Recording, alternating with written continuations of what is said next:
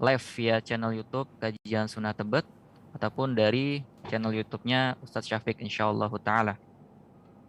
Dan bagi para jamaah yang ingin mendapatkan informasi ataupun rekaman-rekaman kajian yang telah diselenggarakan oleh Kajian Sunnah Tebet, silakan dapat mengunjungi media sosial diantaranya Telegram dari Kajian Sunnah Tebet ataupun channel YouTube dari Kajian Sunnah Tebet. Insyaallah taala rekaman-rekaman kajian sebelumnya sudah diupload di kedua channel tersebut.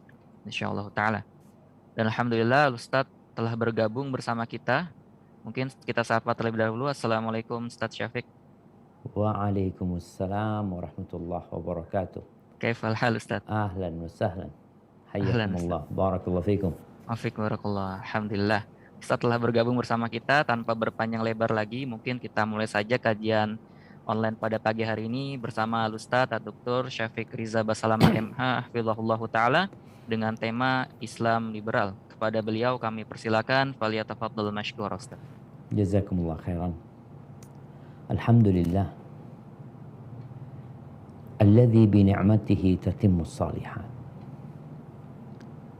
Segala puji bagi Allah Jalla Jalaluh yang karena nikmatnya kebaikan-kebaikan menjadi sempurna.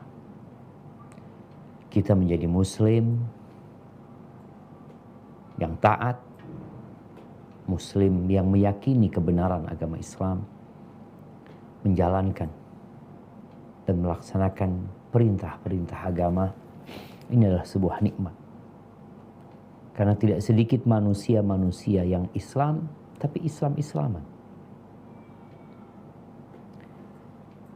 Salawat dan salam semoga senantiasa tercurahkan untuk baginda Nabi kita Muhammad alaihi salatu wassalam. Keluarga beliau, para sahabat beliau dan orang-orang yang mencintai beliau. Amma ba'd. Ahibati fillah. Pagi ini kita akan mengkaji tentang sebuah pemikiran tentang Islam liberal yang sebenarnya gaung Islam liberal ini sudah mulai mengecil karena sepertinya mereka ganti baju dengan baju yang lebih dapat diterima oleh masyarakat, yang lebih mudah untuk disebarkan di berbagai penjuru negeri kita. Ketahuilah bahwasanya ada banyak agama di muka bumi ini. Di Indonesia saja kita melihat ada beberapa agama yang diakui oleh negara. Namun satu-satunya agama yang diterima oleh Allah Jalla Jalaluh, oleh pencipta, satu-satunya keyakinan yang benar adalah Islam. Dan mungkin hal ini tidak disukai dengan orang-orang liberal. Karena di antara pandangan mereka itu nggak ada kebenaran yang absolut gitu loh. Semuanya itu nisbi, relatif. Itu kan menurut umat Islam, ya. Menurut kita. Tapi kita punya bukti atas kebenaran. Makanya kalau bicara liberal, kenapa ada pengadilan? Untuk membuktikan siapa yang benar, siapa yang salah. Tidak lagi relatif. Dibutuhkan bukti bagi yang mengaku dia benar. Dan yang salah tidak akan dapat membuktikan bahwa dia benar. Makanya pemikiran liberal ini sebenarnya pemikiran yang secara akal sehat nggak bisa diterima. Ketika semuanya relatif. Padahal kita tahu ada pembuktian untuk sebuah kebenaran.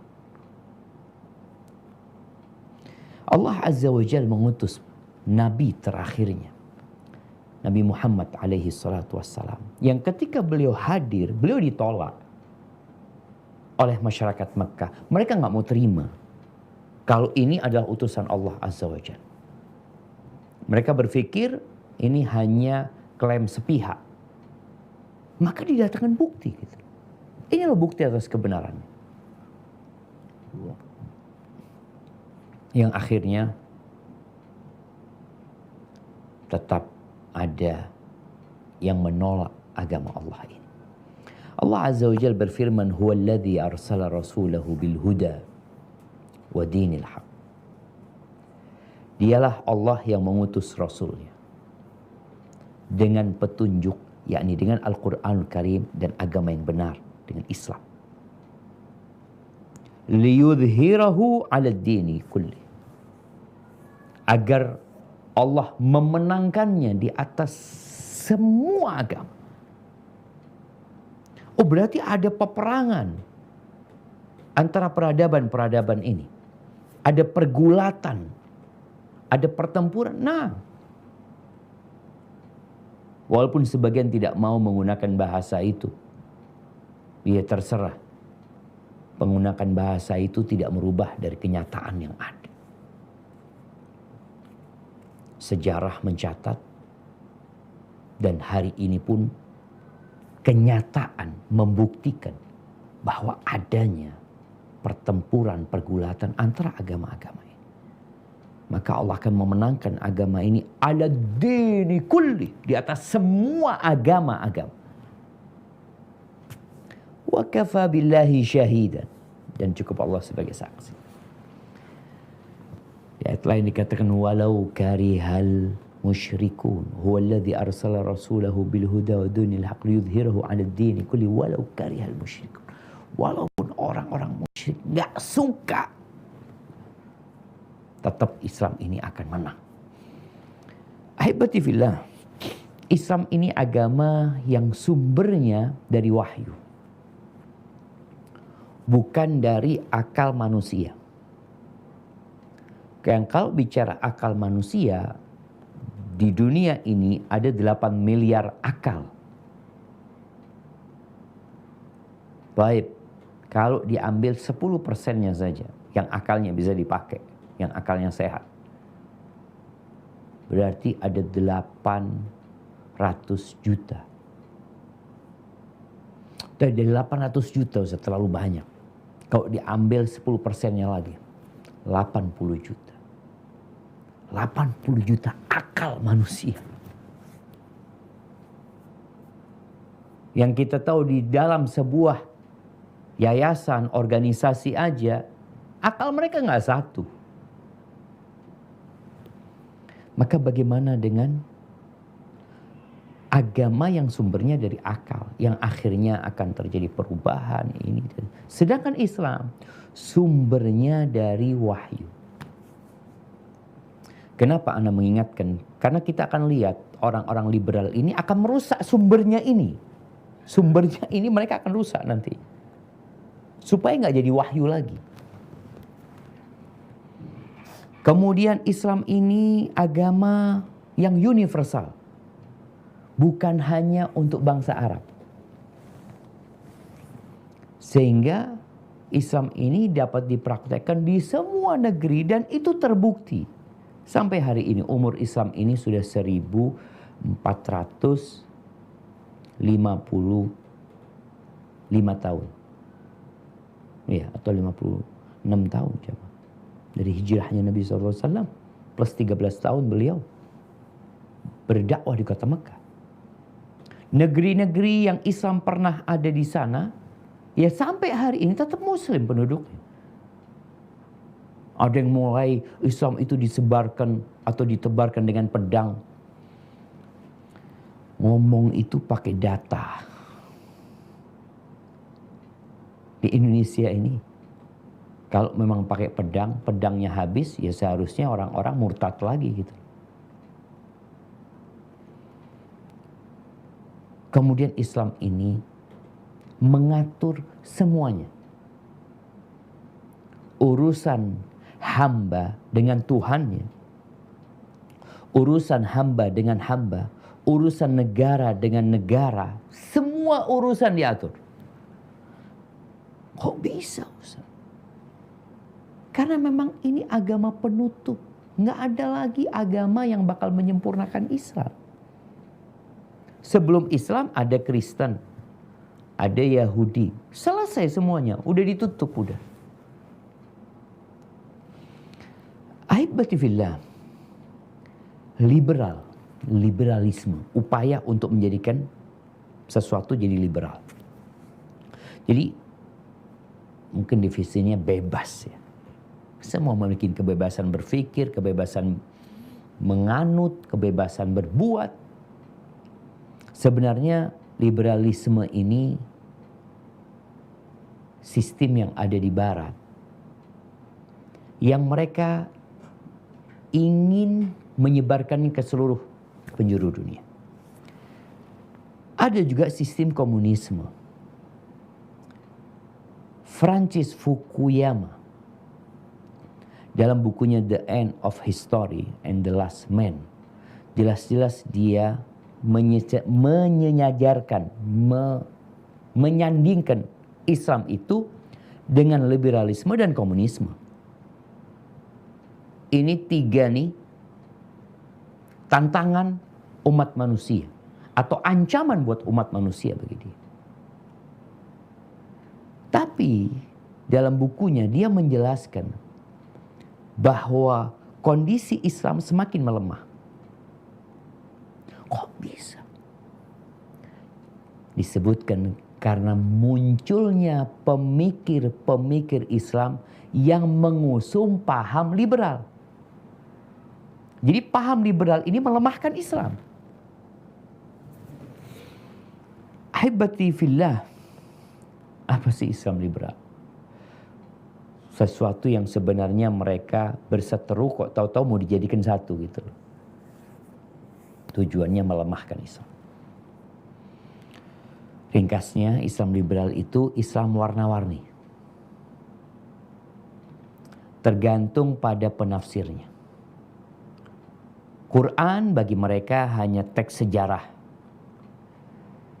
Semua boleh menafsirkan Al-Quran sesuai dengan akalnya dan pemikiran yang dia miliki. Dia cuma teks sejarah gitu loh. Agama ini hanya sejarah gitu. Semua orang tidak boleh mengklaim bahwa penafsirannya yang paling benar. Karena semua relatif. Itu kan pendapatmu. Jadi kamu beragama terserah. Mau seperti apa? Yang hasil pemikiran ini akan melegalkan semua penyimpangan dalam agama. Semua penyimpangan dalam agama Islam. Ya, mau bicara adanya Ahmadiyah yang mengaku ada nabi baru. Mungkin nanti ada Syiah. Semuanya legal. Menurut pemikiran liberal. Kenapa sekte-sekte yang menyimpang dalam Islam itu mendukung liberal? Karena liberal menjadi payung yang dapat menyelamatkan mereka. Pemahaman mereka ini legal gitu. Karena tadi bebas sudah semuanya. Terserah engkau mau pemahamannya apapun. Karena buat mereka kebenaran itu relatif. Alhamdulillah. Nanti kita akan lihat contoh-contohnya. Kita akan lihat ya. Itu kalau bicara di dalam agama Islam. Di luar Islam yang lebih parah, mereka menyatakan semua agama sama gitu. Semua agama sama. Ahibati fillah, Quran sebagai sumber mereka utak-atik. Kita akan melihat contoh hasil pemikiran Islam liberal. Artinya nggak perlu panjang lebar kita ngomongnya liberal tuh kayak gini, kayak gitu. Hasilnya ini kayak gini. Sebelum itu, Ana dulu sempat membuat sebuah tulisan ya. Tunggu bentar.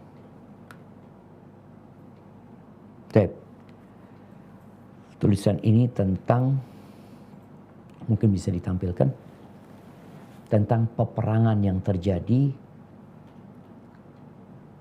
antara Islam dengan selain Islam. Kalau kita mengikuti, kita akan melihat usaha orang-orang di luar Islam untuk mematikan Islam dengan senjata.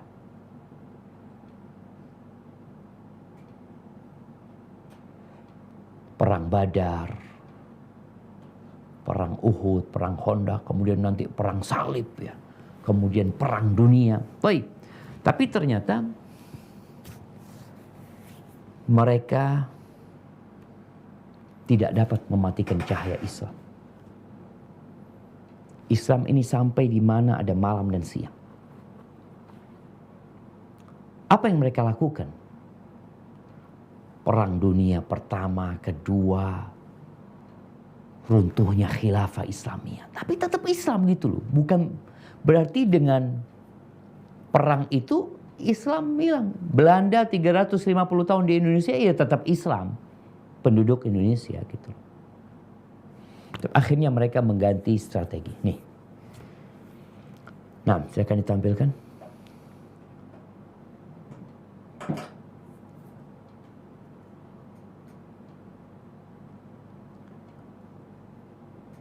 Besi yang padat dan keras harus dipanasin sebelum dipalu.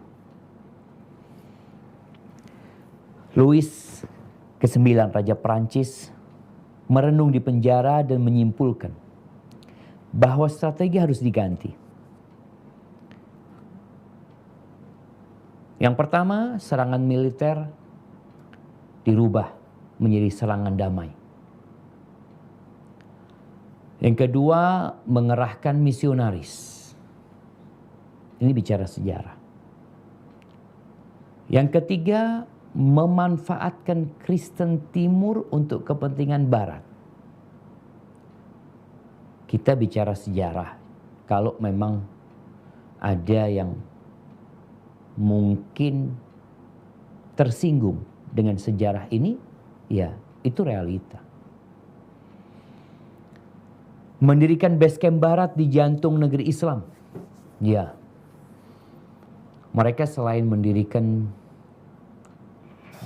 kalau yang kita lihat ada, apa istilahnya base camp militer itu? Pangkalan militer. Mereka juga mendirikan pangkalan pemikiran di negeri-negeri Islam. Di Mesir kita lihat ada sekolah-sekolah Amerika atau apa. Tapi Perang dunia. Ini bicara Louis tadi. Kemudian terjadi perang dunia. Khilafah Islamiyah runtuh. Negeri-negeri Islam dijajah. Tapi Islam telah membumi di mana ada malam, di sana lentera Islam berkobar. Dan di mana ada siang, di sana bendera Islam berkibar.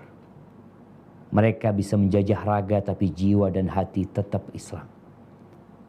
Akhirnya mereka membumikan strategi Ghazwul Fikri, tidak boleh berhenti. Perang pemikiran. Itu yang mereka lakukan. Selain perang senjata, perang pemikiran. Tapi mereka mengaktifkan peran segitiga, mungkin disebut segitiga yang berbahaya, kolonial dengan senjatanya, orientalis dengan akademisnya, kemudian gereja dengan penginjilnya, dan istilah kristenisasi termasuk istilah yang tidak disukai. Bahkan ketika Anda menulis disertasi, itu bahasanya telah dirubah, bukan kristenisasi tapi pemurtadan. Namun tiga segitiga ini berjalan. Kolonial dengan senjatanya. Kita merasakan hal itu. Orientalis dengan akademisnya kita merasakan. Jadi bayangin kenapa pemerintah Belanda ngirim orang ke Indonesia, ke negeri kita, namanya Snokhogron. Kenapa? Kemudian dia masuk Islam, berganti nama menjadi Abdul Ghaffar. Lalu dia berangkat ke Mekah. Ini orientalis. Kalau kita tahu pada masa pemerintahan Belanda, itu untuk sekolah ke sekolah Belanda, itu ada ujian untuk masuk. Di antara materi ujian itu adalah tentang Islam. Disebutkan bahwa di Mekah itu ada seorang pengembala kambing atau pengembala onta disebutkan di sana. Kemudian ketika dia umur 40 tahun, dia mengaku sebagai apa? Nabi. Kemudian dia membawa agama Islam, kemudian dia diusir. Dia lari menuju ke mana? Suruh isi titik tersebut. Dan itu membuat umat Islam marah pada waktu itu kepada Belanda. Karena ini sudah menyinggung umat Islam. Siapa yang melakukan itu? Orientalis. Kemudian berkaitan dengan gereja, dengan penginjilnya. Nah, mereka berusaha di masa Pak Harto, itu terjadi keributan tentang menyebarkan agama kepada orang yang beragama. Sehingga diadakan konferensi pada waktu itu, tapi tidak ada hasil. Karena mereka tetap akan melakukan misi mereka. Kajian Islam di Barat menjamur. Ya, kajian Islam di Barat banyak. Jadi kampus-kampus Barat tuh ada studi Islam gitu. Yang ngajar siapa? Yang ngajar non-Muslim. Kebanyakan dosennya non-Muslim. Sehingga ada seorang dosen yang belajar di Jerman. Dia doktor di Jerman dari Mesir. Ketika dia pulang dari Jerman ke Mesir, dia jadi dosen pasca sarjana di Mesir itu. Salah satu muridnya itu Mustafa As-Sibai, yang dia mengarang kitab Al-Istishraq wal Mustashriqun tentang orientalis. Ini dosennya menjelek-jelekan Az-Zuhri. Dihabisin. Ini salah satu alim ulama, perawi hadis. Bingung muridnya ini dosen dapat ilmu dari mana gitu. Akhirnya si dosen ini diajak hadir di kajiannya muridnya. Minta muridnya supaya dosennya nanti memberikan ya komentar atau kritikan gitu. Setelah si dosen ini mendengarkan 2 jam ceramah muridnya, dia naik ke mimbar, dia mengatakan baru sekarang aku kenal sama Zuhri. Dia dibohongin sama pemikir, sama para orientalis yang katanya objektif mereka mengkaji Islam, bohong jemaah. Yang objektif mengkaji Islam masuk Islam. Dan banyak. Jadi kajian Islam di Barat menjamur. Makanya kadang-kala kita ngelihat orang Indonesia belajar di Barat Islam. Kita kan bingung. Dia seharusnya belajar ke Barat itu ya teknologi. Pulang Indonesia bikin handphone, pulang bikin mobil. Sampai sekarang mobil nggak bisa bikin kita, handphone nggak bisa bikin. Seharusnya berangkat ke sana belajar. Ini belajar Islam. Di Oxford, di McGill, di Sorbonne. Belajar Islam di sana. Pengajar-pengajar ada yang Muslim. Tapi ya kebanyakan orang-orang yang pemandangannya tentang Islam liberal. Taib, buku-buku yang memojokkan Islam ditulis. Iya, banyak sekali buku-buku yang memojokkan Islam. Kemudian penginjil mereka tebar, senjata dibuat. Artinya 3 segitiga ini bukan hanya satu yang dijalankan. Bukan berarti kolonial selesai, enggak. Mereka tetap sampai hari ini buat senjata. Sampai hari ini. Kenapa mereka kok bikin senjata ya? Katanya kita kepingin damai ini tuh enggak, ada peperangan gitu loh. Yang memerlukan mereka memiliki senjata. Kenapa Indonesia beli persenjataan lagi, Karena tahu ada ketidakamanan. Perlu jaga-jaga. Ada yang buat senjata untuk perang, ada yang beli senjata untuk mempertahankan diri. Kemudian bicara para orientalis, ya mereka tetap menulis buku. Mereka dengan medianya, mereka dengan jurnal-jurnalnya. Adapun dia kalau bicara para penginjil atau mereka yang melakukan pemurtadan, dia sampai hari ini tetap dilakukan. Ada evaluasi. Apa evaluasi? Tulisan para orientalis kurang disukai. Karena orang kafir yang nulis. Penginjil sulit membaptis orang Islam. Terus gimana? Maka mereka meminjam wajah dan lidah. Meminjam wajah dan lidah. Jadi gimana orangnya itu ya orang Islam gitu. Ngomongnya ngomong Islam. Mereka meminjam itu. Makanya kalau kita ngelihat yang di Indonesia yang menyebarkan paham Islam liberal umpamanya, itu bukan orang Barat. Bukan. Orang Indonesia. Lulusan pesantren gitu. Kok bisa? Ya itu yang mereka lakukan sebenarnya.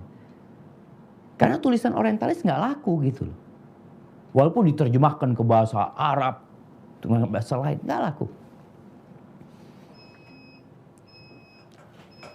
Kemudian tidak harus, mereka menyebutkan tidak harus dibaptis. Yang penting keluar dari Islam. Nggak harus dibaptis. Artinya mereka nggak berpikir lagi sekarang bagaimana Islam ini keluar dari Islam. Enggak, sudah nggak penting itu. Dia tetap Islam tapi seakan nggak beragama. Dia nggak harus jadi Nasrani. Atau dia jadi Yahudi atau jadi agama lain. Udah. Tetap engkau pakai seragam Islam. Pakai baju koko, pakai kopiah, pakai topi haji, tafadhol. Engkau tetap sholat, nggak apa-apa. Tetap berangkat haji, nggak apa-apa. Tapi keyakinan dengan Islam udah nggak ada. Meyakini Islam itu agama yang paling benar, yang lainnya salah, itu udah nggak ada. Apa yang mereka lakukan? Beasiswa ke Barat. Mereka bikin umat Islam berbondong-bondong belajar ke sana, pulang menjadi corong Barat, bermula dari Mesir dan Universitas Barat di bumi Islam. Artinya Mesir itu, ya kita tahu ya bagaimana Mesir dengan Al-Azharnya. Gerakan liberal ini di Mesir lebih dulu daripada di Indonesia. Maka yang di Indonesia pun kadangkala mereka kiblatnya ya guru-guru dari Mesir, Muslim. Mereka kalau mau mengatakan gurunya non-muslim mereka nggak mau. Tapi kalau dilihat mata rantainya non-muslim nantinya. Dan itu yang terjadi. Ahibati fillah, hasil didikan Barat di Indonesia. Siapa sih hasil didikan Barat yang ada di negeri kita? Ya disebutkan Indonesia ini lahan empuk. Kenapa disebut lahan empuk? Ya karena secara ekonomi pada waktu selesai kemerdekaan kita itu termasuk yang ekonominya lemah ya. Pendidikan keluar itu adalah pendidikan yang buat mereka pendidikan yang Masya Allah gitu. Kalau belajar ke Barat tadi, belajar umum, pulang membangun negerinya silahkan. Tapi belajar ke Barat tentang Islam, pulang merusak Islam. Gimana ceritanya? Ya ada sebagian yang gila gelar, kedudukan dan kehormatan. Alasan ini normal ya sebagai manusia. Ya, tapi kalau dia bertakwa, dia tidak akan seperti itu. Kemudian mengurangi biaya. Kalau kita lihat Universitas Islam Negeri, ya nggak bisa dipungkiri dari sanalah pemikiran-pemikiran Islam liberal ini ditebar. Ya, McGill pun punya kantor. McGill ini termasuk yang mencetak Harun Nasution, yang dia pulang ke Indonesia menjadi rektor UIN, kemudian buku dia itu menjadi buku wajib di kampus-kampus UIN seluruh Indonesia. Kemudian ada Cak Nur Khalis Majid. Kemudian Ulil CS ini hanya penerus ya. Jadi kalau lihat Ulil CS ini yang kemudian mereka dikenal dengan apa ya, kajian utan kayu atau apa, mereka itu hanya penerus dari yang sudah ada. Taib, program liberalisasi Islam. Mereka merusak yang sistematis. Jadi seperti mengenduri baut-baut sebuah mobil mewah. Nah, ahibati fillah, kita nih mudah-mudahan nggak putus kajian kita karena lagi padam listrik. Syekh Zubair sedang ngurusin, mudah-mudahan genset kita hidup. Tapi kayaknya gensetnya habis tuh. Habis bensinnya. Tapi ala kulli hal, bismillah. Artinya jamaah kalau nanti terputus, mudah-mudahan kita bisa lanjutkan kembali. Setelah listrik hidup. Baik, mereka merusak dengan sistematis. Jadi Islam liberal merusak dengan sistematis. Mereka pakai dalil, mereka pakai kaidah, mereka menggunakan ucapan-ucapan ulama. Masya Allah. Jadi seperti kalau disebutkan tadi, mobil mewah, bagus mobilnya, mereka nggak rusak, mereka nggak bakar nih mobil, nggak. Mereka nggak pukulin ini mobil, tapi baut-bautnya dia kendurin. Kita tahu ya, kalau roda mobil itu bautnya dikendurin. Tapi orang ketika ngeliat, Masya Allah bagus mobil, nggak berapa lama lepas tuh ban. Bagaimana kalau baut itu bautnya mesin yang dia kendurin? Jalan tetap, tahu-tahu jatuh mesin. Syuk knalpot, itu ada baut. Mereka nggak jatuhkan itu knalpot, tapi dikendurin. Nggak berapa lama tahu-tahu suaranya nggak enak nih mobil, karena knalpotnya lepas. Yang mereka lakukan pertama dalam bidang akidah, sebar paham pluralisme dalam bidang akidah. Menyebarkan paham pluralisme dalam bidang akidah, artinya semua agama sama. Dan itu mereka lakukan. Usaha itu mereka kerjakan. Yang kedua, perubahan metodologi ijtihad dalam bidang syariat. Iya, dalam agama kita ada bab ijtihad. Di mana ijtihad itu adalah badrul wus, mengerahkan upaya pemikiran kita untuk menyimpulkan sebuah hukum dari dalil-dalil yang ada. Di situ ada kemudian menghasilkan hukum seperti ini. Dan ini ada syarat-syaratnya. Dan ada ruang-ruang ijtihad. Ada ruang yang nggak ada ijtihad gitu loh.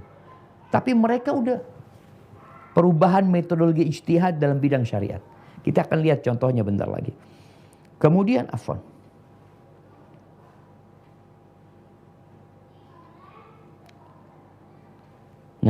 melakukan dekonstruksi terhadap Al-Quran dalam bidang wahyu.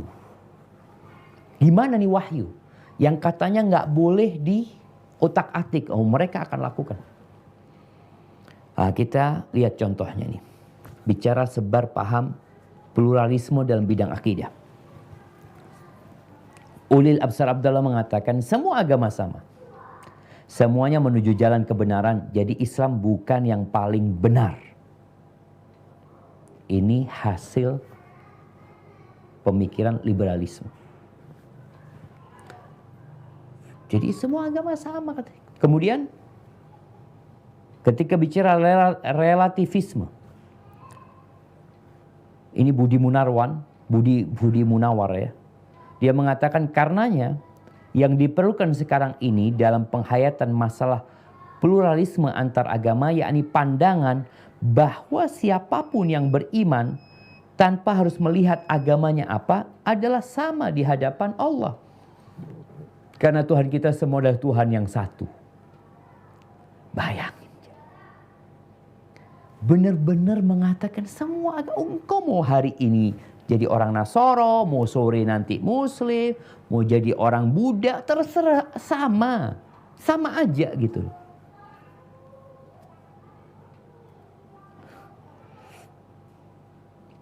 Indonesia aja membedakan. Indonesia itu ketika membuat aturan agama yang diakui, itu nggak semuanya diakui. Ada perbedaan. Ini kalau kita bicara secara undang-undang di negeri kita, ini orang ngomong sama aja. Karena kata dia menuju jalan kebenaran. Jadi Islam bukan yang paling benar. Abdul Munir Mulkan, dia berkata, Jika semua agama memang benar sendiri, penting diyakini bahwa surga Tuhan yang satu ini sendiri terdiri dari banyak pintu dan kamar. Tiap pintu adalah jalan pemeluk tiap agama memasuki kamar surganya. Subhanallah jemaah.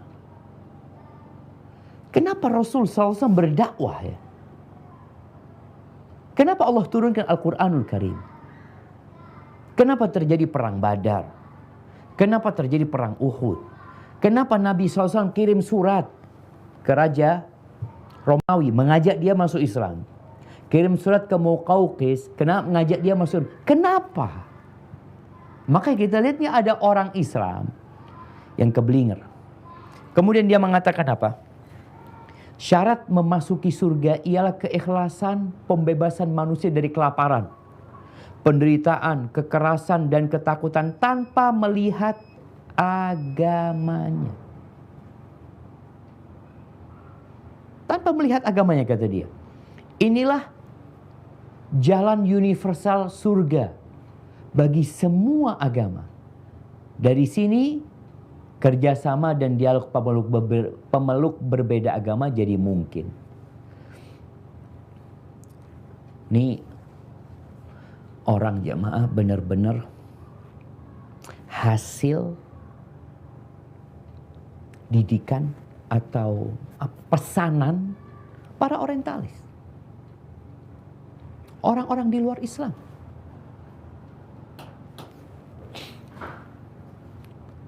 Kenapa? Karena dia berpikir kalau seorang mengaku agamanya paling benar, nggak bisa dialog. Kata siapa? Kita di Indonesia ini sudah 76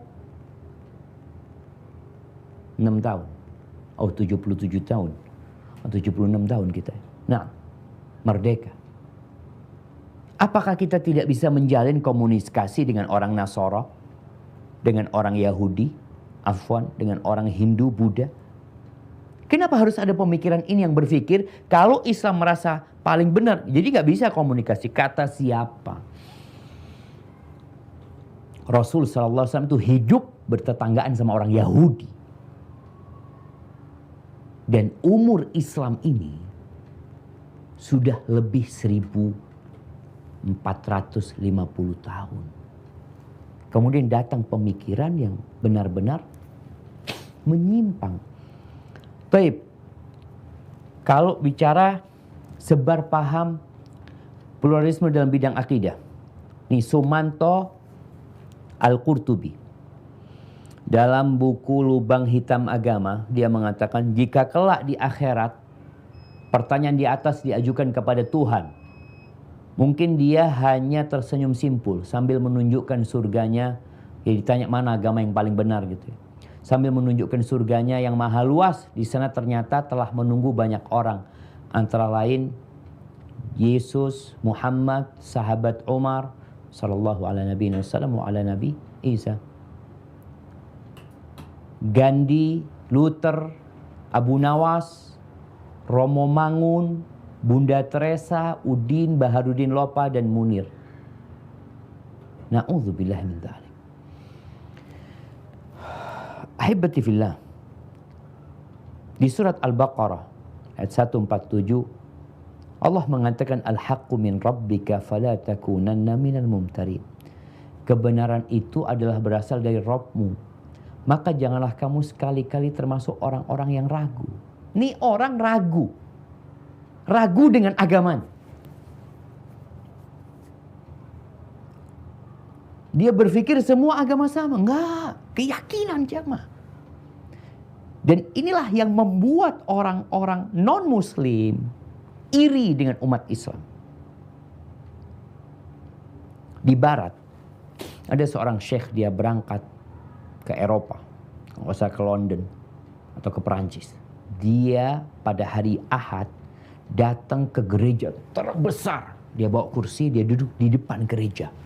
Dari jauh, dia kepingin lihat berapa orang yang masuk gereja. 10 kira-kira. Itu yang terbesar. Ini menunjukkan bahwa pengikut-pengikut agama sana itu hanya tinggal nama doang sebenarnya. Keyakinan udah nggak punya gitu. Kebanyakan ateis. Mereka ingin umat Islam seperti itu. Di surat Al-Bayyinah ayat 6 apa kata Allah? Innal ladzina kafaru min ahlil kitabi wal musyrikina fi nari jahannam khalidina fiha ulaika hum syarrul bariyah. Sesungguhnya orang-orang kafir dari kalangan ahli kitab, Yahudi, Nasara. Ini keyakinan umat Islam. Dan orang-orang musyrikin akan berada di dalam neraka jahanam.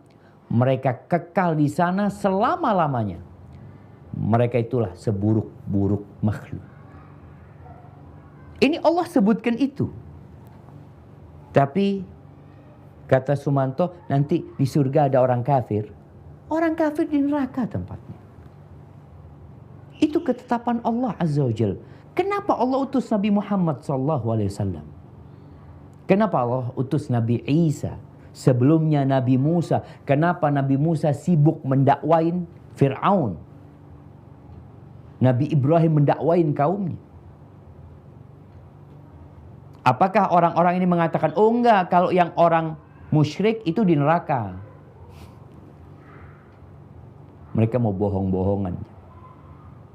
Jadi mereka berpikir agama ini ya mereka yang ngatur.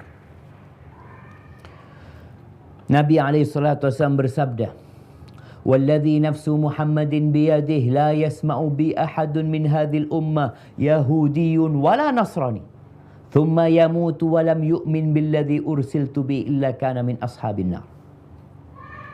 Rasulullah SAW bersabda, demi zat yang jiwa Muhammad berada di tangannya alaihi salatu wassalam, tidaklah ada seorang pun dari umat manusia ini, Yahudi ataupun Nasrani, yang mendengar kenabianku kemudian meninggal dalam keadaan tidak mau beriman dengan ajaranku, kecuali dia pasti termasuk penghuni neraka. Dan di antara pembatal keislaman, man lam yukaffiril musyrikin aw syakka fi kufrihim aw sahha madhhabahum kafar. Barang siapa yang tidak mengkafirkan orang musyrik, ragu dengan kekafiran mereka, atau membenarkan ajaran mereka, maka dia telah kafir. Oh, ini akan dikatakan, oh Ustaz jangan bermudah-mudah mengkafirkan. Enggak, ini sebuah kaidah jemaah.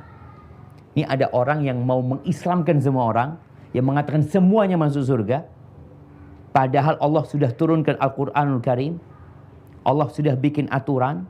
Siapa yang berhak masuk surga, siapa yang tidak akan masuk surga, udah ada.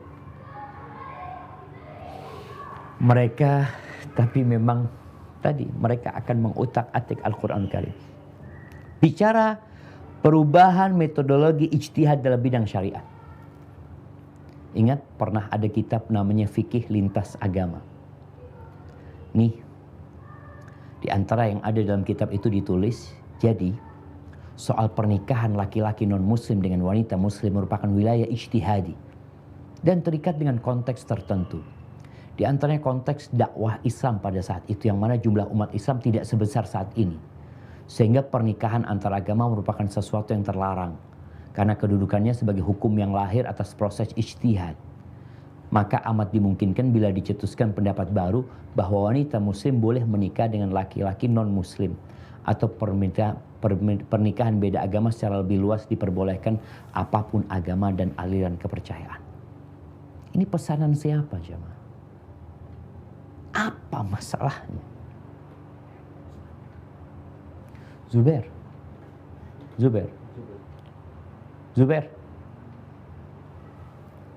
Nah, taib. Ana takut colokannya nggak nyolok. Coba, nah, fadhal. Colokannya yang di genset.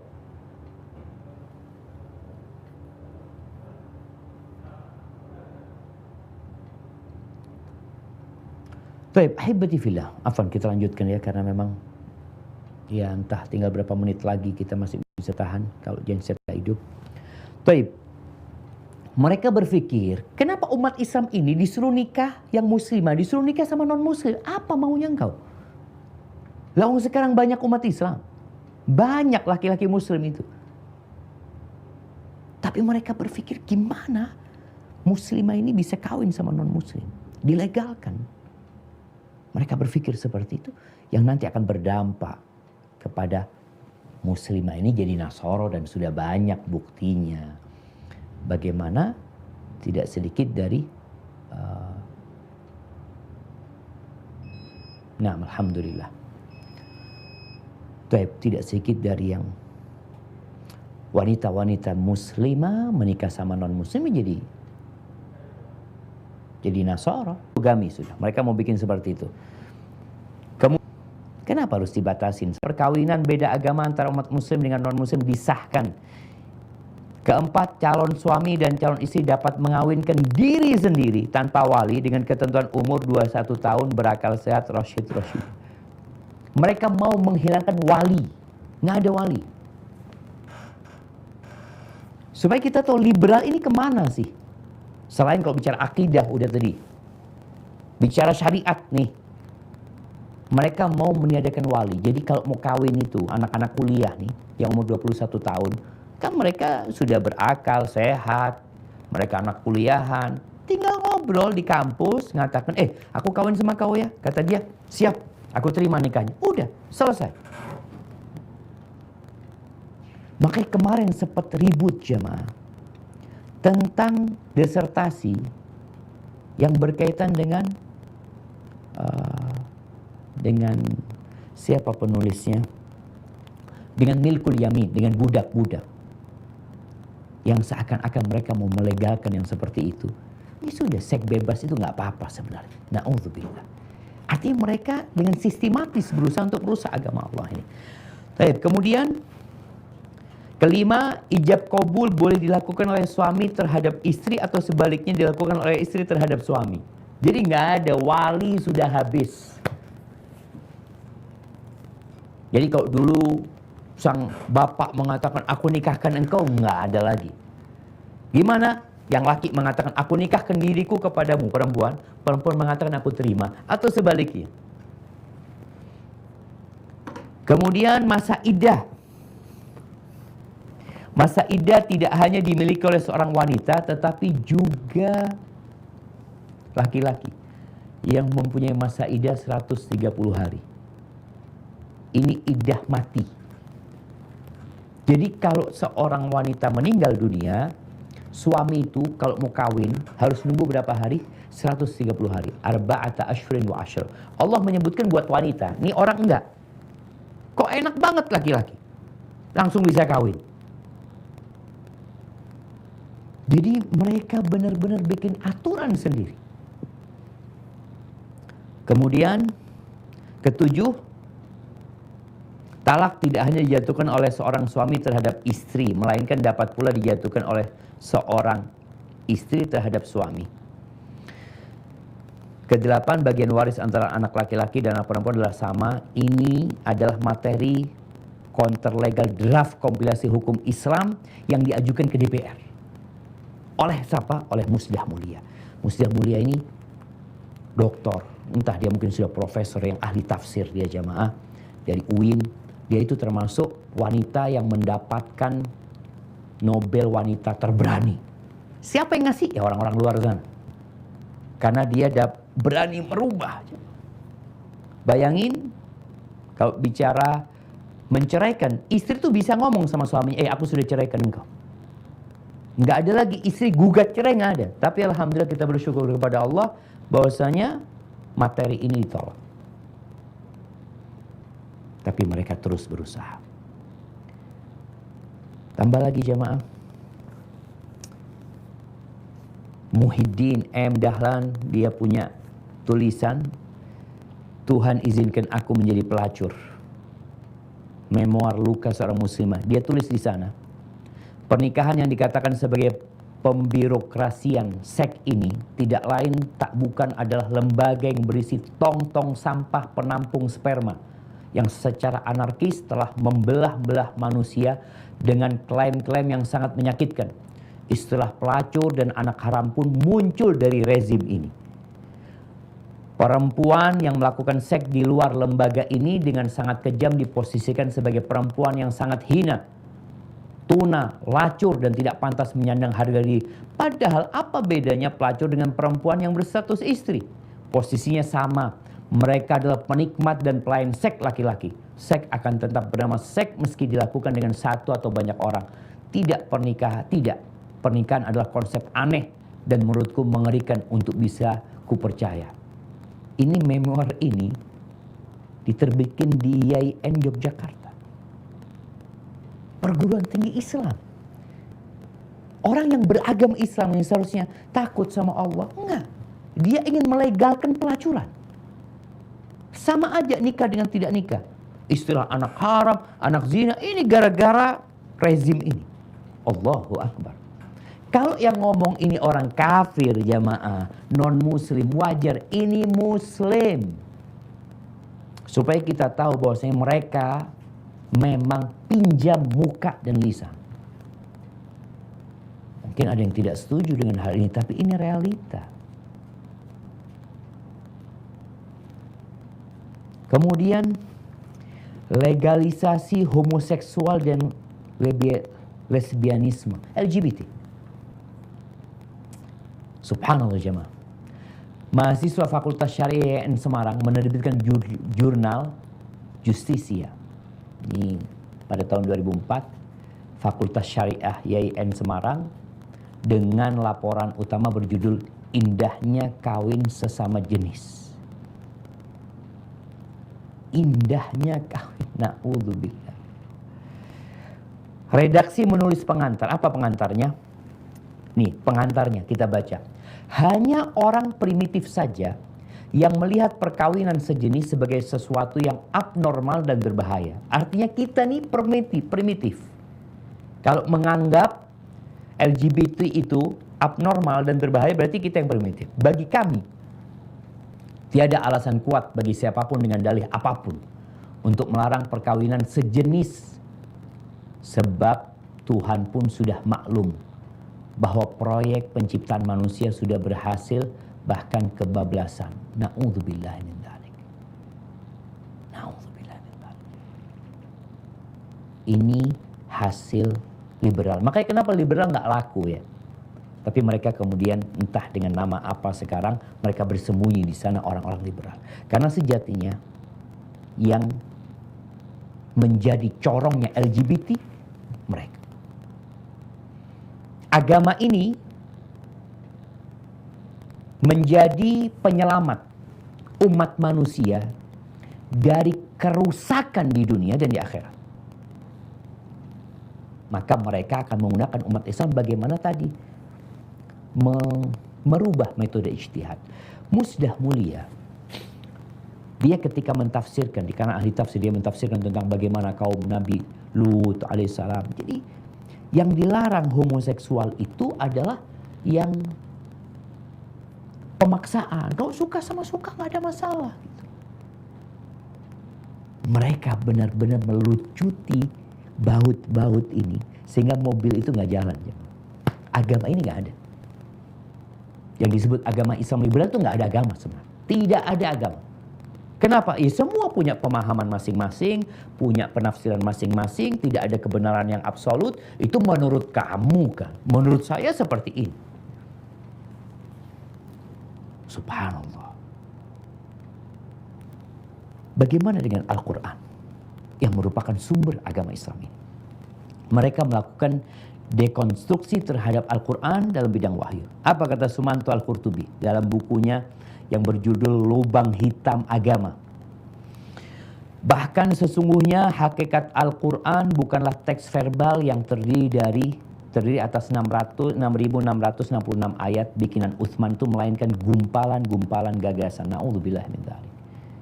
Na'udzubillah. Ini ucapan mereka. Hanya gagasan. Kalau bicara gagasan berarti ya ini hasil pemikirannya Utsman gitu loh. Berarti kita bisa mikir juga kita. Maka kalau bicara Islam liberal, nggak ada Islam, nggak ada agama sebenarnya. Baik, apa kata dia lagi? Al-Quran bagi saya Ini kalau bicara bagi saya kan relatif, dia katakan. Bagi saya hanyalah berisi semacam spirit ketuhanan yang kemudian dirumuskan redaksinya oleh Nabi Sallallahu Alaihi Wasallam. Apa kata dia lagi? Seandainya, sekali lagi seandainya Pak Harto berkuasa ratusan tahun, saya yakin Pancasila ini bisa menyanyi Al-Quran dalam hal keangkeran tentunya. Kita lihat jemaah, bagaimana beberapa waktu yang lalu ada yang menyandingkan Pancasila dengan Quran. Ada. Sesuatu yang tidak seharusnya disandingkan.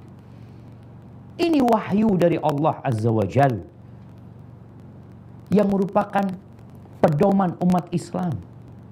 Pancasila ya gagasan memang. Gagasan hasil musyawarah. Ya, mereka yang mendirikan negeri ini muncul gagasan itu. Kok disandingkan dengan wahyu? Berarti kan memang pemikiran liberal ini udah masuk gitu. Sumanto Al-Qurbi mengatakan bisa jadi Pancasila ini sama dengan Quran keangkerannya. Na'udzubillah min dzalik. Quran la raiba fi. Yang tidak ada keraguan di dalamnya. Kemudian disandingkan. Tapi ingat, itu hasil dari perjuangan orang-orang liberal.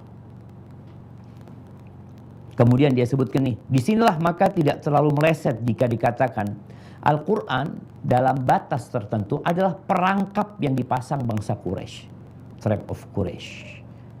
Ini kata Sumanto Al-Qurtubi.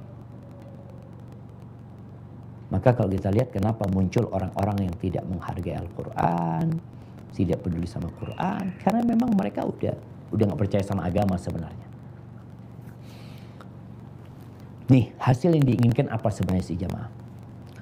Nih Samuel Zwemer, orientalis Yahudi, di mana pada tahun 1935 tepatnya dalam konferensi misionaris di kota Yerusalem, ia mengatakan bahwa misi utama kita sebagai orang Kristen bukan menghancurkan kaum muslimin, namun mengeluarkan seorang muslim dari Islam agar jadi muslim yang tidak berakhlak. Dengan begitu akan membuka pintu bagi kemenangan imperialis di negeri-negeri Islam. Tujuan kalian adalah mempersiapkan generasi baru yang jauh dari Islam, generasi muslim yang sesuai dengan kehendak kaum penjajah, generasi yang malas dan hanya mengejar kepuasan hawa nafsunya. Kenapa kok mereka mengatakan semua agama sama? Kenapa mereka ingin melegalkan perzinaan? Kenapa mereka ingin melegalkan LGBT? Kenapa? Ya pesanan Zwemer. Ya memang pesanan mereka. Kemudian jamaah dipaksa toleransi. Akhirnya muncul generasi muslim yang memusuhi agamanya sendiri. Ada muslim gak suka sama Islam.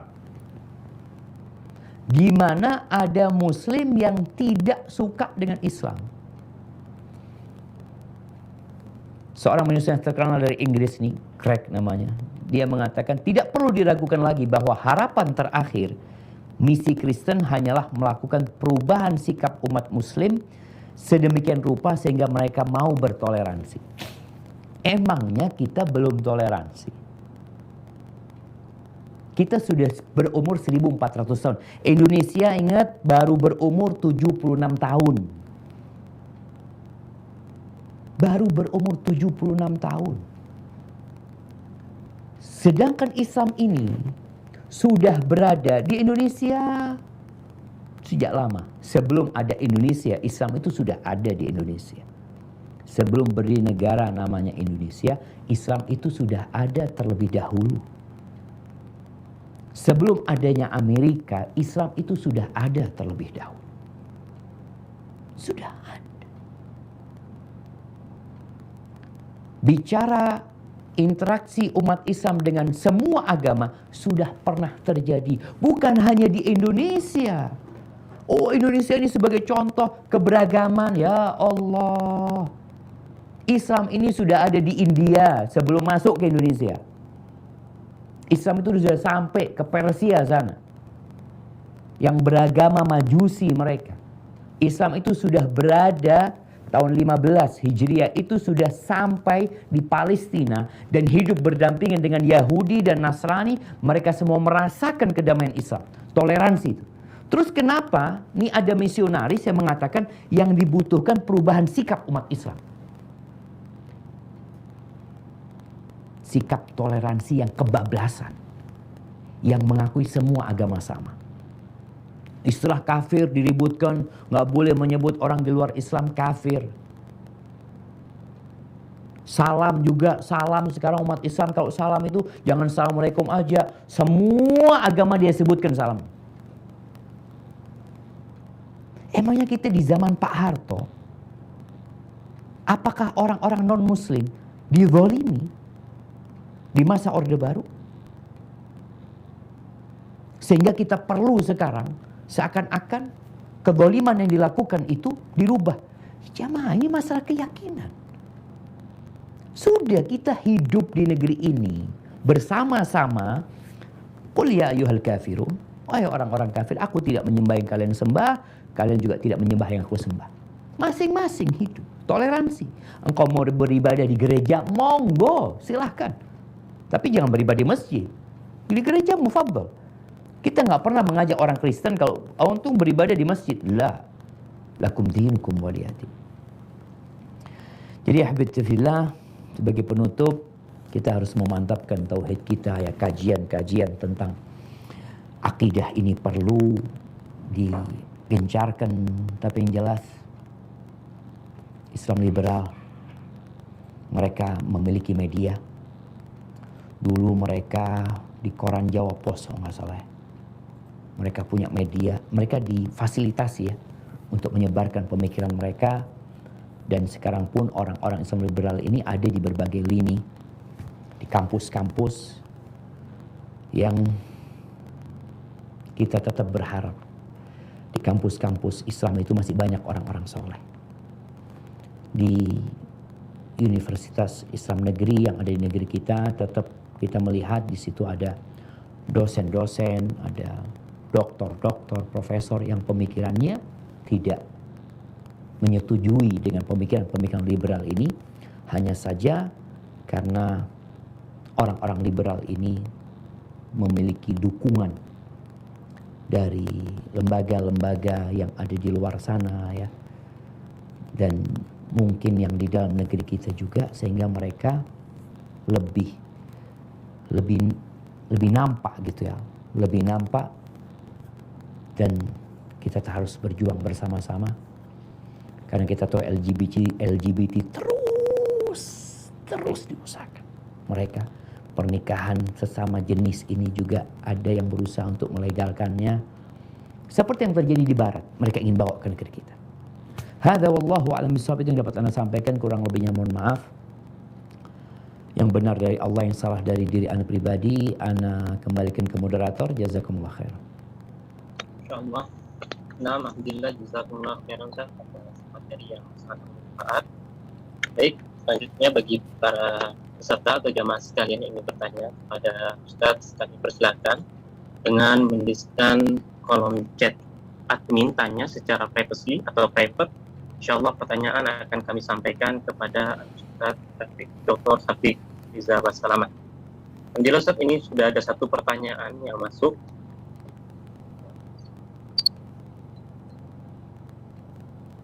Bismillah, Assalamualaikum warahmatullahi wabarakatuh. Ikhwan dari Depok izin bertanya Ustaz, terkait pemikiran free child yang sedang booming di Indonesia, apakah itu produk Islam liberal atau produk pemikiran orang kafir negara barat? Dan bagaimana menyikapi pemikiran ini di lingkungan anak muda yang sekarang ini sangat mudah menerima pemikiran di luar kaidah Islam? Terima kasih, jazakumullah khairan. Ustaz. Masya Allah, barakallahu fikum. Ya jamaah, apa child free atau free child? Ya, child free. Sebenarnya pemikiran child free ini, orang barat pun, orang yang berakal ya, orang yang berakal itu nggak akan nerima. Kenapa Ustaz? Dunianya akan tutup. Ketika orang-orang pada nggak mau punya anak semuanya, terus siapa yang mau punya anak? Siapa yang mau punya anak? Siapa yang akan melanjutkan negeri ini? Kita dulu berbicara mahasiswa itu adalah tonggak negara ya. Pemuda itu adalah tonggak masa depan. Pemudanya nggak ada. Bukankah tutup negeri? Maka kalau bicara apakah itu produk pemikiran orang-orang liberal, wallahu a'lam bishawab ya. Tapi kalau kita melihat secara akal sehat, manusia itu punya naluri ingin menjadi ibu, ingin menjadi bapak.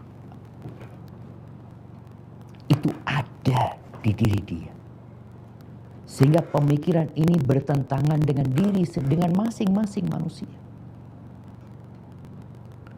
Hanya saja munculnya pemikiran child free ini karena sistem sosial yang salah.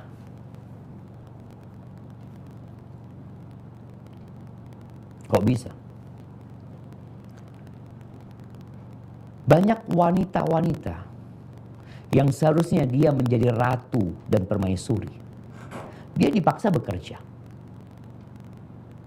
Sehingga kalau bicara, aku yang hamil, suami nggak hamil. Aku yang melahirkan, suami nggak melahirkan. Aku yang menyusuin, capek aku. Iya, capek. Ditambah lagi dia suruh kerja cari duit. Sedangkan di dalam agama kita, kewajiban memberi nafkah, menjamin hidup seorang wanita, seorang istri itu kewajiban suami. Sandang, pangan, papan, itu suami yang wajib memberikan nafkah. Dan pemimpin di rumah adalah suami. Yang memimpin itu suami. Istri wajib taat. Sedangkan di luar enggak. Mereka masing-masing gitu. Sang istri maunya dia, ya dia kerja, dia cari fulus sendiri, uang-uangnya dia, sang suami seperti itu. Kemudian nanti, ketika seorang anak, ini sistem sosial yang ada ya, ketika anak itu berumur 18 tahun, ya udah, dia nggak punya kewajiban sama orang tuanya nggak punya kewajiban dengan anaknya. Loh, buat apa saya membesarkan anak, capek ngajarin dia, kemudian dia pergi begitu saja? Di dalam agama kita enggak. Anak wajib berbakti kepada orang tua. Sampai umur berapa? Sampai mati. Anak wajib taat sama orang tuanya. Sampai kapan? Sampai mati. Sistem inilah yang membuat perempuan-perempuan akhirnya berpikir, aku gimana? Aku mau ngejar karir. Karir apa yang kau kejar? Bukankah engkau menciptakan generasi masa depan? Itu menjadi sesuatu yang agung. Jadi child free ini memang kembali tadi adanya ketimpangan sosial, pandangan mereka kepada wanita yang sebagai ibu rumah tangga dengan pandangan yang remeh ya, seakan-akan dia nggak bekerja, nggak ini nggak itu.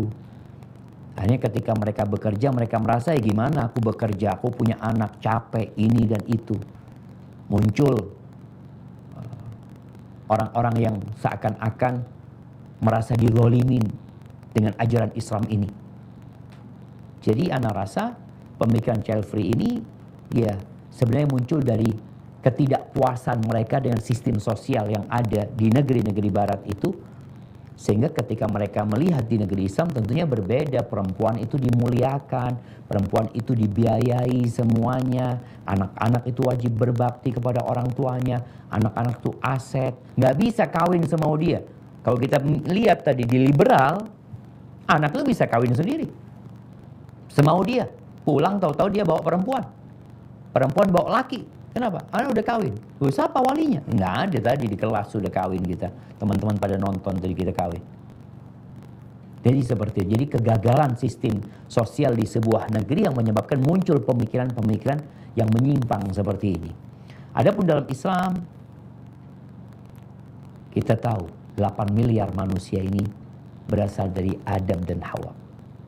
Adam dan Hawa. Kalau mereka dulu nggak kepingin punya anak, berarti antum nggak akan pernah lahir. Jamaah. Nabi SAW mengatakan, fa inni mukathir bikumul umam yaumil qiyamah. Aku akan berbangga-bangga dengan banyaknya umat pada hari kiamat. Sehingga kalian banyaklah anak. Kalau takut masalah rizki, ya kita punya keyakinan rizki itu anak ini nggak makan rizki orang tuanya, nggak makan rizki orang tuanya sama sekali, sama sekali. Terus makan rizki dia. Makanya ada orang tua yang punya uang 1 triliun, mati tuh orang tuanya. Lu gimana?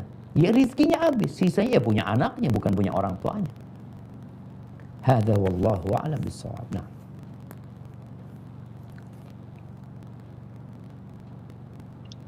Baik, jazakallah khairan atas jawabannya Ustaz. Selanjutnya pertanyaan dari saudari kita dari Bogor. Assalamualaikum Ustaz. Setelah bertanya kepada Ustadz di kajian yang lain tentang ada orang yang mengatakan kalau Al-Quran belum selesai dibukukan, bagaimana membantu meluruskan pemikiran orang-orang yang berpendapat demikian dan berpendapat senada yang utamanya menyimpang dari Islam Ustadz?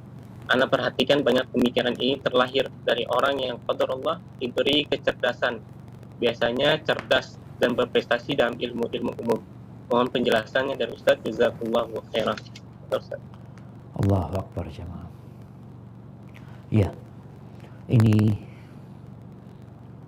sebuah PR ya.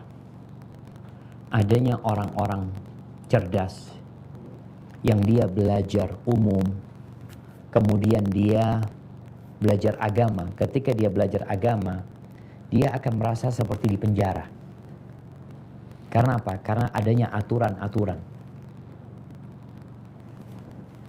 Padahal kalau dia kerja di sebuah perusahaan, dia tuh diatur. Dia harus kayak gini, kayak gini, kayak gini. Ada aturan di perusahaan tersebut. Dia belajar di kampus, ada aturan di kampus tersebut.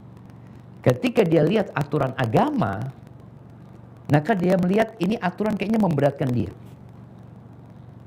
Maka biasanya dia akan mencari pemikiran-pemikiran yang sesuai dengan keinginan dia, yang membenarkan pemikiran dia.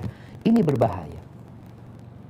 Dan media terbuka, artinya kita mau nonton apa, mau baca apa, semuanya ada. Apa nasihat kita buat teman-teman yang beranggapan Quran itu belum selesai dibukukan? Ini juga sebenarnya pemahaman orang-orang Syiah ya. Sudah ada pemahaman ini. Jadi yang merusak Islam itu ada dari eksternal, ada dari internal. Dari eksternal tadi, ya adanya musuh-musuh yang melakukan penjajahan umpamanya. Kemudian mereka melakukan pemurtadan, artinya dari luar mereka. Tapi ada yang dari dalam nih, merusak Islam dari dalam. Salah satunya sekte Syiah. Yang sekte Syiah ini termasuk juga berlindung di bawah Islam liberal. Kenapa? Karena dia legal buat Islam liberal. Oh nggak apa-apa, kalian punya, ini masalah penafsiran aja yang berbeda. Kalian mau apapun, Ahmadiyah pun umpamanya, mereka akan berlindung di bawah liberal ini. Bicara tadi, belum selesai dibukukan, tidak berbeda dengan pemahaman Sumanto Al-Qurtubi ya, yang menulis kitab Lubang-Lubang Hitam Agama ya. Dia menyebutkan bagaimana Quran itu hanya gagasan aja. Ini kalau bicara Quran itu belum selesai, terus Nabi udah meninggal dunia, gimana ceritanya? Siapa yang menyelesaikan di Quran?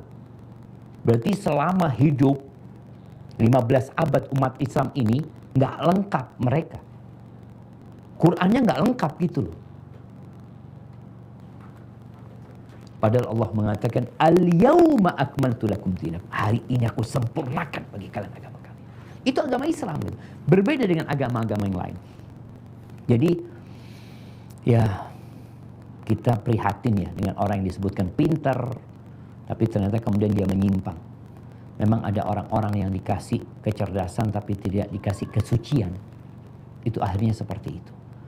Mungkin perlu dikasih buku-buku. Suruh baca Quran lah. Suruh baca Quran. Selesaikan dia baca Quran, hatamkan di Quran. Ini tafsirnya tafsir Ibnu Katsir, engkau baca. Engkau kaji Quran. Orang-orang di luar Islam masuk Islam karena baca Quran. Ini orang Islam keluar dari Islam karena menganggap Quran nggak lengkap. Tapi Allah yahdi man yasha wa yudhillu man yasha. Allah memberikan petunjuk kepada siapa yang Allah kehendaki dan Allah menyesatkan siapa yang Allah kehendaki. Maka teman-teman tolong berhati-hati ketika membaca sesuatu. Engkau yang dikasih kecerdasan, tolong belajar ilmu itu ada jenjangnya. Walaupun engkau cerdas, tetap ada ya SD, SMP, SMA. Walaupun kau loncat-loncat. Sebagian orang karena dia merasa cerdas, akhirnya dia belajar agama langsung loncat ke yang paling tinggi. Akhirnya dia tersesat. Dia baca tulisan orang-orang liberal yang dia anggap, oh ini masuk akal ini. Ini masuk akal nih. Ini Islam yang moderat. Ini Islam yang akan memajukan negeri. Nah, negeri itu akan maju apabila mereka Islam seperti Islamnya yang dipegang sama Nabi SAW. Coba dibuka firman Allah di surat Al-Baqarah ayat 13. Surat Al-Baqarah ayat 13. Ini bicara tentang Islamnya orang-orang munafik. Ada orang-orang yang merasa paling Islam nih, orang-orang munafik. Kalau mereka disuruh Islam seperti Islamnya para sahabat, apa kata mereka? Silakan dibaca.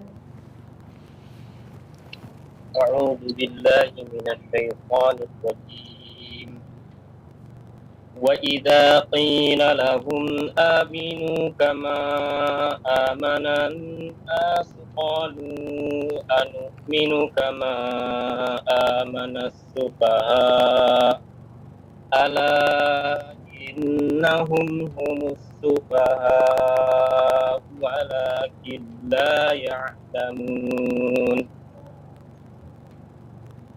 Dan apabila dikatakan kepada mereka, berimanlah kamu sebagaimana orang lain telah beriman, mereka menjawab, apakah kami akan beriman seperti orang-orang yang kurang akal itu beriman? Ingatlah, sesungguhnya mereka itulah orang-orang yang kurang akal, tetapi mereka tidak tahu.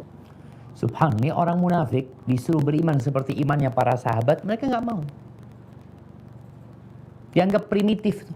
Ini beriman seperti berimannya orang-orang primitif, orang-orang bodoh ini. Ya enggak lah. Subhan, padahal mereka yang sebenarnya orang-orang bodoh. Hadza wallahu a'lam bissawab. Nah. Baik, Masya Allah. Baik, sekalian, ini ada pertanyaan yang ingin bertanya secara langsung dari Akbar Hamdani dari Batak, Batak.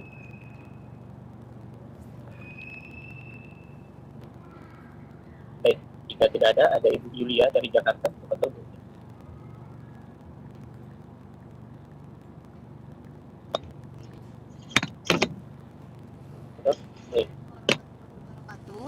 Assalamualaikum warahmatullahi wabarakatuh. Ustadz, saya ingin bertanya, bagaimana jika lingkungan kita, pertemanan kita, itu ada beberapa yang masih menganut pemikiran liberal gitu, Ustadz. Maksudnya kitanya menghadapinya gimana gitu? Apa kita wajib memberitahu atau memang kita acuh aja gitu, Ustadz? Karena kadang ada beberapa orang yang semakin dikasih tahu argumen dia akan semakin kuat, Ustadz. Takutnya malah kitanya jadi yang terbawa oleh mereka gitu, Ustadz. Subhanallah. Terima kasih, Ustadz. Assalamualaikum warahmatullahi wabarakatuh. Subhanallah jemaah. Ya, pertanyaan yang menarik ya. Yang terkadang kita hidup di lingkungan ya orang-orang yang nggak sholat. Orang-orang yang pemikirannya semua agama sama. Jangan sok suci engkau, jangan sok paling benar sendiri. Banyak sekali orang-orang seperti itu, kadang-kala kita hidup di tengah-tengah mereka. Apa tugas kita? Allah Azza wa Jalla mengatakan, khudhil afwa wa'mur bil urfi wa'arid 'anil jahilin. Jadilah engkau orang yang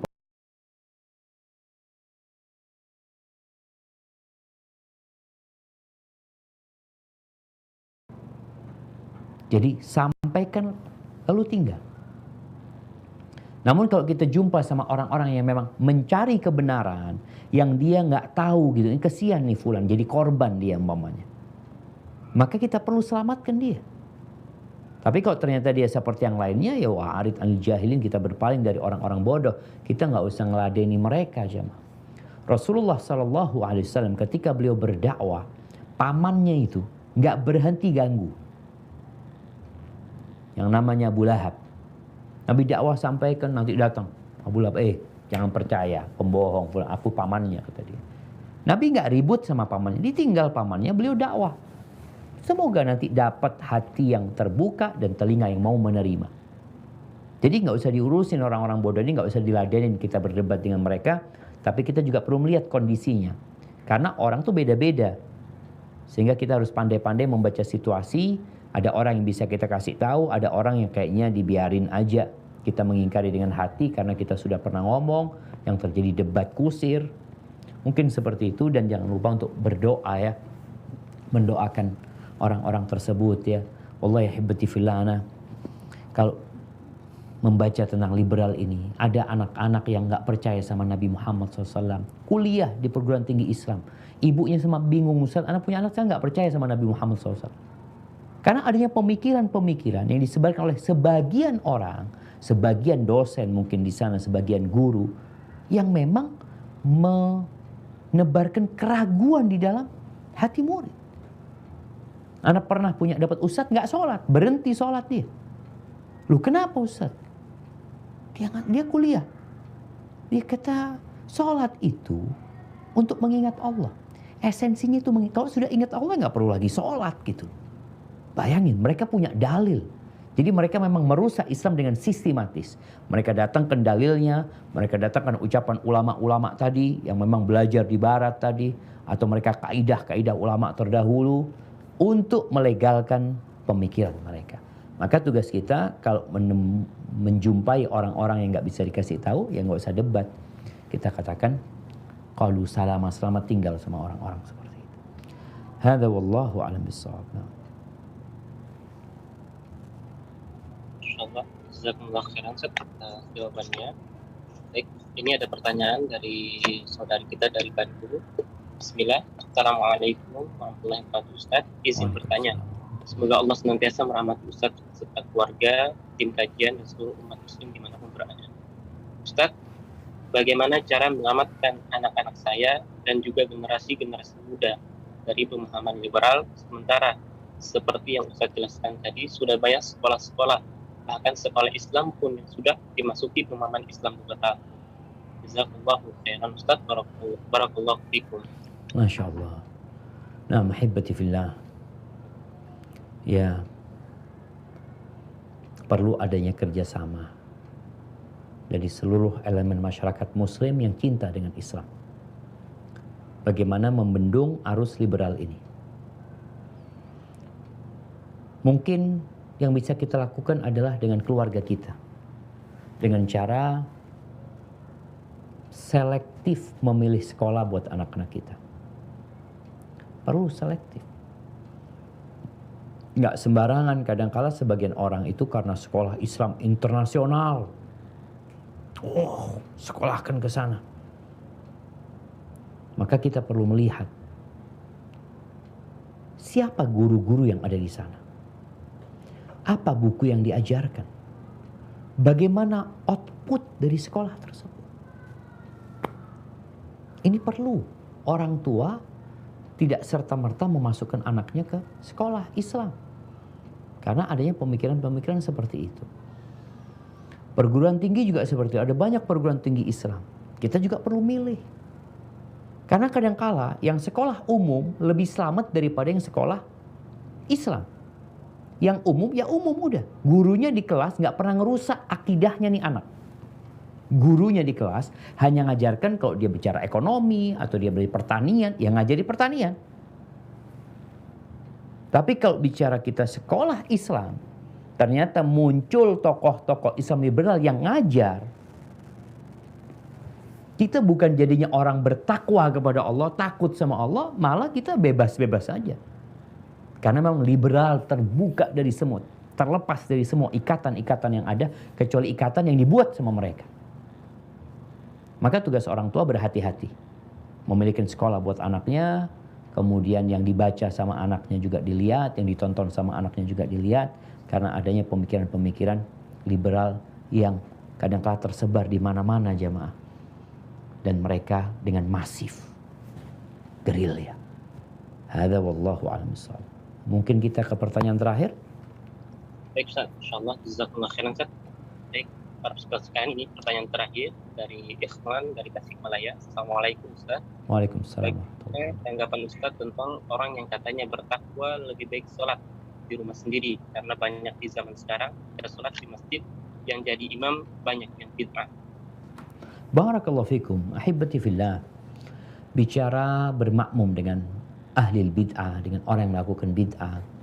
Para ulama menjelaskan apabila sholat imam itu sah di diri mereka, maka sholat makmum sah. Maka sholat di belakang mereka seharusnya kita. Selama dia sholatnya sah. Kecuali yang jadi imam itu orang yang keluar dari Islam. Maka nggak sah sholat dia. Ya, kita nggak sholat di belakang dia. Memang kalau kita bicara masjid, kita perlu milih masjid yang kita di situ lebih khusyuk ya sholatnya, karena bacaan imamnya enak. Tapi secara umum sholat di masjid manapun, selama masjidnya sesuai dengan sunnah umpamanya, imamnya walaupun tadi melakukan bid'ah, tapi sholat buat dia di dirinya adalah sah, maka sholat buat makmum sah. Maka hendaklah kita menjaga kebersamaan, menjaga jamaah ini ketika kita melakukan sholat berjamaah di masjid. Dan kita tahu fadilah sholat berjamaah di masjid, keutamaan di sana, dan mungkin keberadaan antum di masjid juga akan memberikan warna indah buat masyarakat. Bahwasanya fulan nih walaupun mungkin dia tidak sepemahaman dengan kita, tidak sepemahaman dengan kita, tapi dia tetap mau sholat bermakmum dengan kita ya. Kecuali tadi ada bid'ah yang mengeluarkan pelakunya dari Islam. Hadza wallahu a'lam bishawab. Itu yang dapat Anda sampaikan pada kesempatan kali ini. Kurang lebihnya mohon maaf. Yang benar dari Allah Azza wa Jal, yang salah dari diri Anda pribadi. Allah dan Rasulnya terbebaskan dari kesalahan itu. Anda kembalikan ke moderator. Jazakumullahu khairan. Subhanallah. Insyaallah jazakumullah khairan Ustaz atas pemaparan materi. Jazakumullah khairan kepada Ustaz atas keluangan waktu untuk berbagi ilmu dan menyampaikan materi bersama kajian Sunnah Tebet. Dan kami ucapkan jazakumullah khairan pula untuk seluruh tim panitia atau seluruh tim dari Ustadz Syafiq Reza Basalama. Dan kami ucapkan jazakumullah khairan pula untuk seluruh panitia kajian Sunnah Tebet. Dan alhamdulillah pengajian kita pada pagi hari ini sudah selesai. Semoga Allah senantiasa memberikan kemudahan kepada kita semua untuk mengikuti kajian bersama Ustadz Dr. Syafiq Reza Basalama di kesempatan pengajian-pengajian berikutnya. Baik, untuk Ustadz mungkin meninggalkan ruang Zoom, kami persilakan. Jazakumullah khairan Ustadz. Baik, para peserta kajian sekalian, kami ucapkan jazakumullah khairan. Jazakumullah khairan kepada seluruh peserta sekalian yang sudah berkenan untuk berpartisipasi dalam kegiatan pengajian Sunnah Tebet. Namun sebelum kita tutup, kami sampaikan ada beberapa informasi bagi seluruh peserta sekalian yang ingin berdonasi, ikut serta dalam berdonasi demi suksesnya kegiatan pengajian Sunnah Tebet, dapat mendonasikan atau mengirimkan donasi terbaiknya di Bank Syariah Indonesia BSI di nomor rekening 7146 2640 2628. Ulangi sekali lagi, di Bank Syariah Indonesia atau BSI di nomor rekening 7146 2640 28 atas nama Fauziah QQ Kajian Sunnah Tebet dengan kode bank yaitu 451. Dan mungkin untuk seluruh peserta sekalian atau jamaah sekalian yang ingin mengetahui atau ingin mengkonfirmasi donasinya, dapat menghubungi CP atau kontak person dari Kajian Sunnah Tebet ini dengan Ibu Iko atau Om Iko di nomor telepon 08 180692 4440 08 180692 4440. Alhamdulillah kegiatan kajian sunnah tebet juga melaksanakan kajian bersama Al-Ustadz Ahmad Bazir, Ustadz Abdurrahman Dani, dan Al-Ustadz Subhan Wazir. Untuk jadwal, para jamaah sekalian dapat mengunjungi media sosial kajian sunnah tebet. Insya Allah nantinya akan diinformasikan mengenai jadwal yang akan diselenggarakan oleh kajian sunnah tebet. Baik, terakhir, jazakumullah khairan kepada seluruh jamaah sekalian. Jazakumullah khairan. Baik, mari kita tutup pengajian kita pada pagi ini dengan melafazkan doa kafaratul